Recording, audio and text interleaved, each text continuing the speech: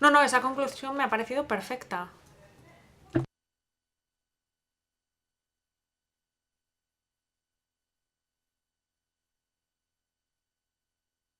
We will have conclusive remarks. Please.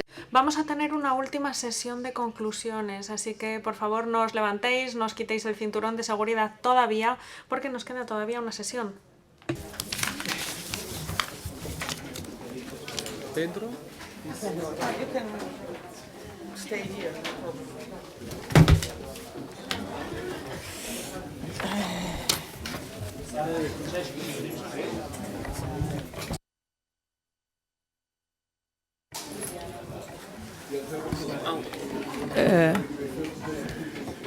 Bueno, llegamos al final de nuestra jornada y de un largo viaje que yo creo que ha sido muy productivo.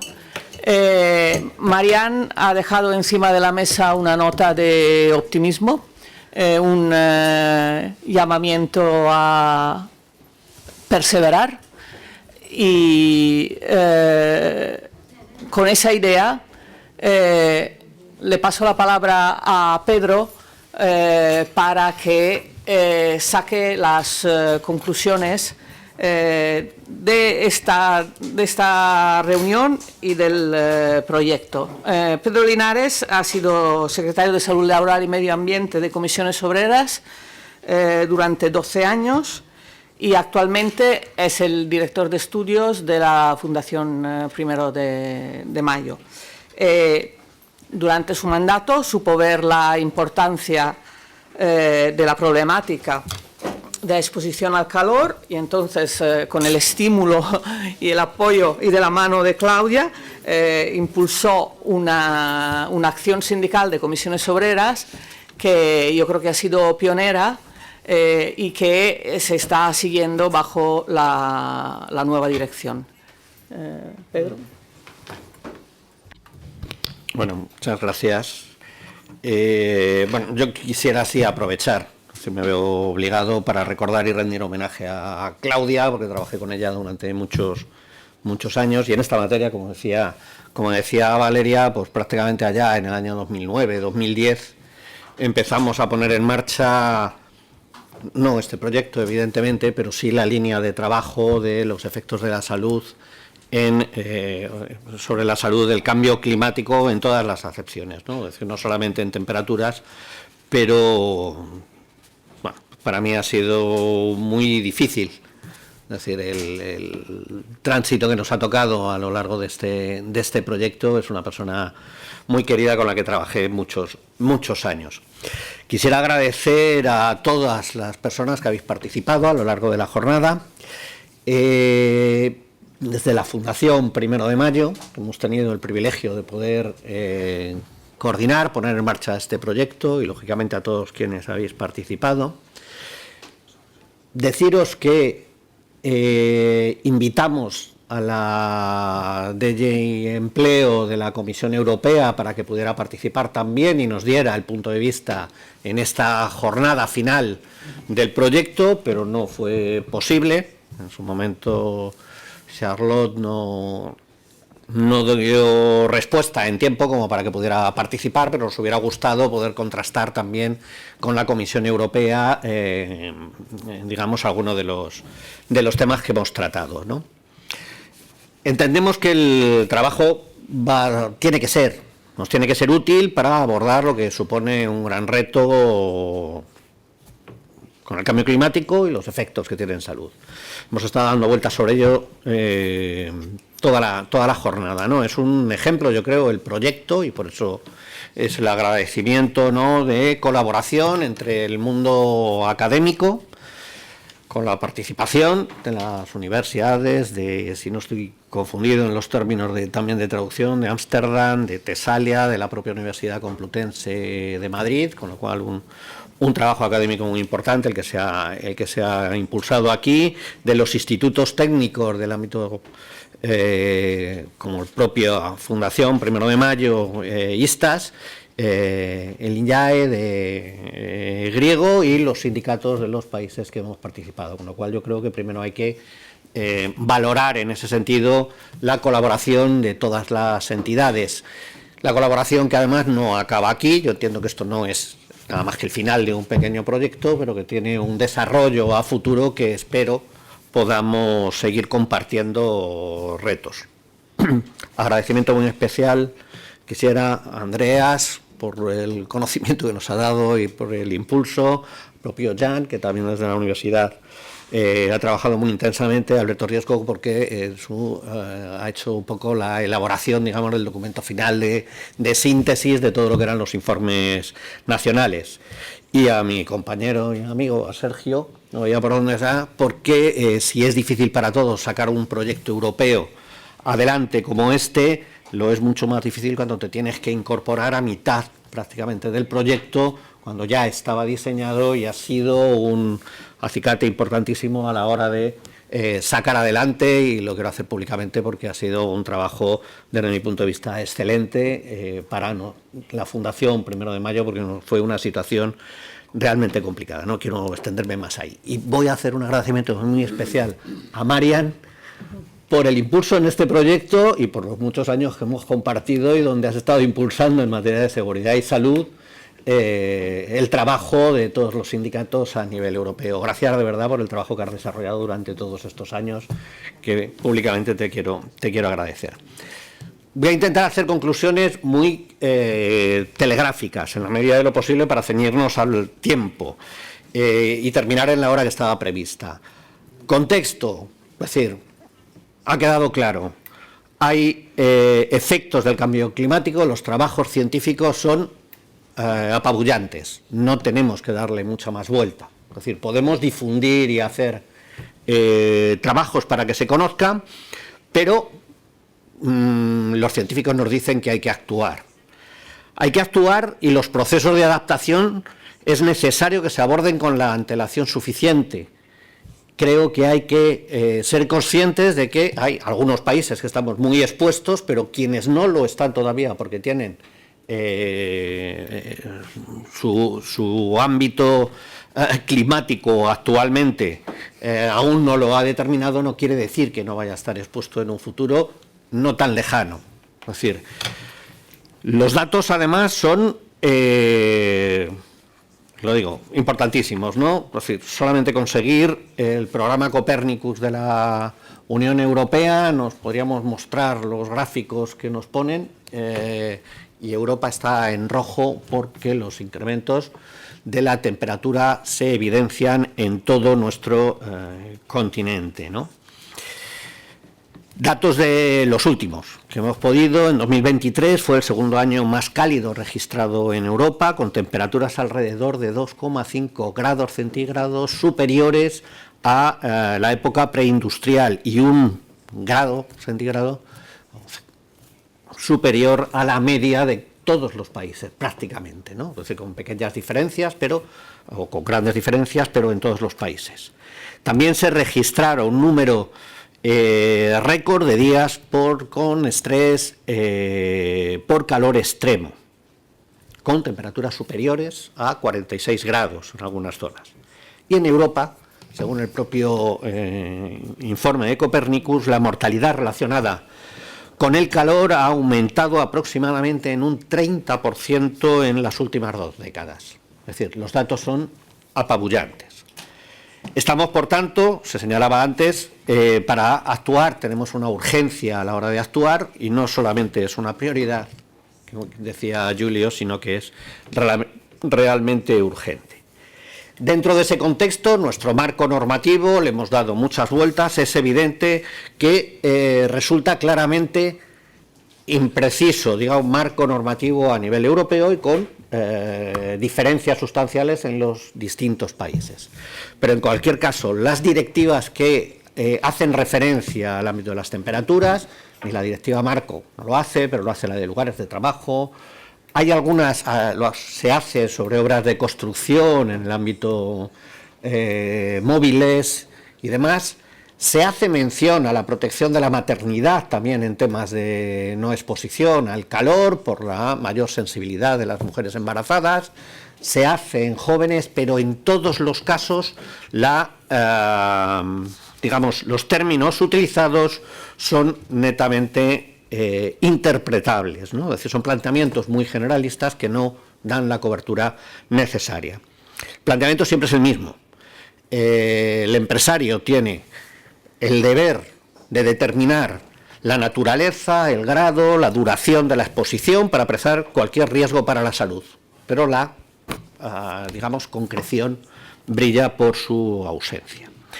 Es necesario, por tanto, un enfoque que refuerce la necesidad de considerar estos riesgos. La no existencia de un mandato específico lo que deriva es en un debilitamiento del alcance de la protección para la población trabajadora. Es decir, en el fondo, creo que es una de las conclusiones que podemos compartir. ¿Hay alternativas? Lógicamente. Puede ser a través de directivas específicas, puede ser a través de legislar y desarrollar marcos ya existentes. Es una cuestión táctica, se decía en la última mesa. Lo que sí que es factible es intentar conseguir que las inspecciones de trabajo, que las inspecciones desde el ámbito laboral, pero también desde el ámbito sanitario, tengan la capacidad suficiente de intervenir y exigir el cumplimiento de la normativa ya existente, aunque tenga cierto grado de indeterminación. Porque los efectos y los daños a la salud son reconocidos de manera evidente. Estas obligaciones existentes actualmente suponen ese incremento, se ha señalado también, de enfermedades, de accidentes y de una manera bastante considerable. Creo que queda muy bien reflejado en el estudio y hoy también ha salido. No quiero insistir demasiado.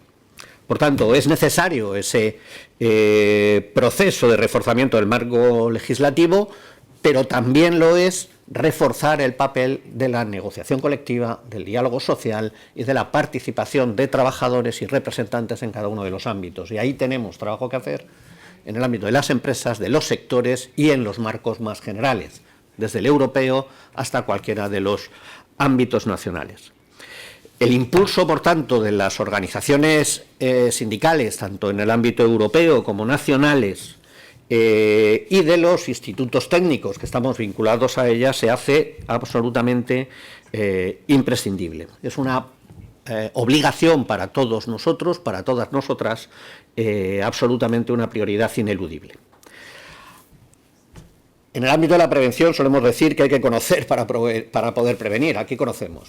Entonces, solo falta actuar, que no es poca cosa, ¿no? Algunas cuestiones que yo creo que son fundamentales. Urgente que los poderes públicos acometan acciones decididas en los marcos regulatorios que sea necesario. Es decir, no podemos esperar tampoco los países en los ámbitos nacionales a que se desarrolle una directiva. Si la experiencia nos sirve de algo, los desarrollos de legislativas a nivel europeo se llevan demasiados años y por tanto se llevarían demasiadas vidas. Hay que insistir y trabajar en ello, pero no podemos esperar exclusivamente a que el trabajo nos venga resuelto desde el ámbito europeo.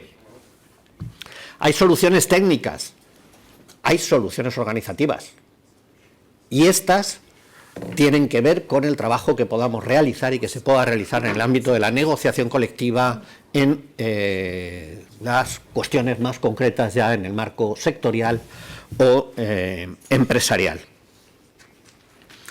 Hay que tener en cuenta a las personas más vulnerables, es decir, y hay que hacerlo desde el primer momento, ¿no? Y lo son vulnerables desde el punto de vista social, pero lo son también desde el punto de vista puramente económico. Normalmente se ocupan de los salarios, es decir, ocupan los puestos con salarios más bajos, con elevada carga física y en ocasiones sin que tengamos la capacidad desde el ámbito sindical de penetrar para darles una mayor cobertura. Es decir, no podemos olvidarnos de ellos. Y hay que tener en consideración, y ha surgido fundamentalmente con construcción, me parece que lo planteaba Rolf antes, el tema del trabajo autónomo y otras modalidades de trabajo que escapan a nuestra negociación, pero cuyos daños a la salud, desde el punto de vista de la salud pública, es ineludible que los podamos o que se deban tener que considerar. estamos hablando de, en cierta medida, romper algunas barreras estructurales para que la salud también llegue a toda la población trabajadora, independientemente de cuál sea su relación laboral. El tema de valores límite también se ha hablado mucho, y es verdad que lo que podemos, yo cuando señalaba el tema de, he dicho precisamente cierta armonización, porque hemos armonizado en materia de salud y seguridad en el trabajo a través de estándares mínimos que se han podido desarrollar en los países. Pero el desarrollar umbrales mínimos que se puedan hacer sí que es una obligación, creo, que es fundamental para el movimiento sindical europeo, el conseguir esos estándares mínimos.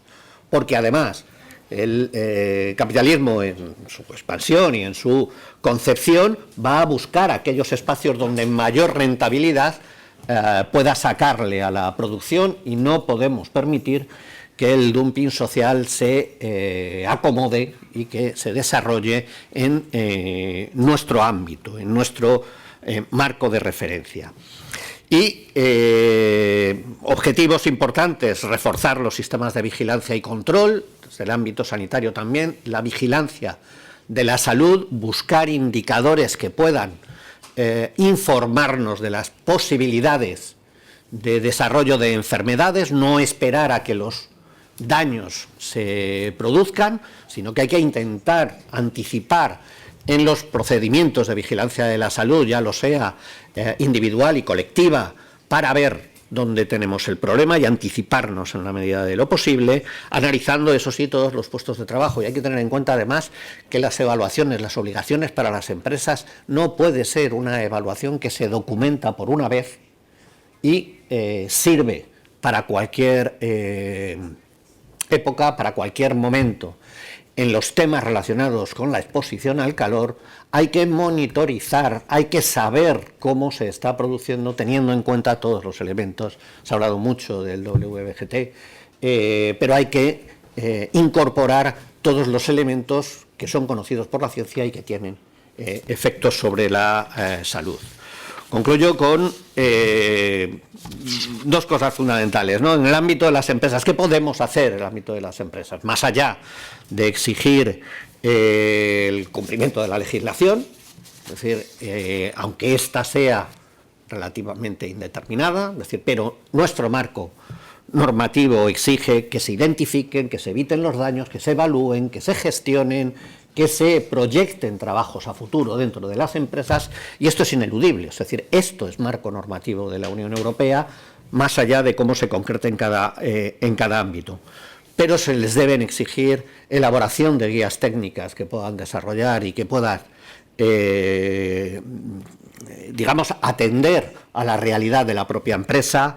Hay que desarrollar programas de primeros auxilios, de conocimiento, de información, de capacitación de los trabajadores para que puedan identificar algunos síntomas con carácter previo antes de que se produzcan los daños. Es una figura que a veces se olvida para las empresas, y se les debe y debemos intentar, en el marco de la acción sindical, evitar que el trabajo a destajo, los incentivos, pasen por encima del derecho a la protección de la salud. La inseguridad del trabajo y la situación de debilidad del trabajador no se puede convertir en un incentivo al riesgo, sino que debe quedar totalmente protegido. Y en eso las administraciones, yo creo que deben trabajar, sí, para romper alguna de esas barreras estructurales en los marcos de las empresas. Deben desarrollar, y nosotros debemos incentivar, el desarrollo de programas de intervención, mejorar, se ha insistido mucho, las estadísticas oficiales, pero las estadísticas oficiales siempre vamos a pedir que se mejoren. Nosotros en España, al menos, y en muchos de los Estados miembros, el problema es que no se identifican, no se registran las enfermedades se registran aquellas que tienen cobertura, digamos, de prestación. Entonces, en las estadísticas no está todo el daño que se produce, sino solo aquel que ha derivado en una prestación económica y que, por tanto, queda registrada, y es lo que manejamos. Y hay un gap excesivamente importante, reconocido incluso por las instituciones europeas, con lo cual habría que trabajar en ese sentido. Y, por supuesto, hay que implementar sistemas públicos de alerta que permitan anticiparse a las posibles exposiciones, pero desde mi punto de vista, intentando evitar un riesgo. El que se establezcan sistemas de alerta por parte de las administraciones en ningún caso puede suponer exonerar al empresario de la responsabilidad que tiene, según la propia ley, a prevenir los posibles daños a través de las metodologías propias en materia de prevención. La responsabilidad del empresario no puede quedar oculta tras una supuesta notificación de la Administración ante una posible alerta por exceso de temperaturas.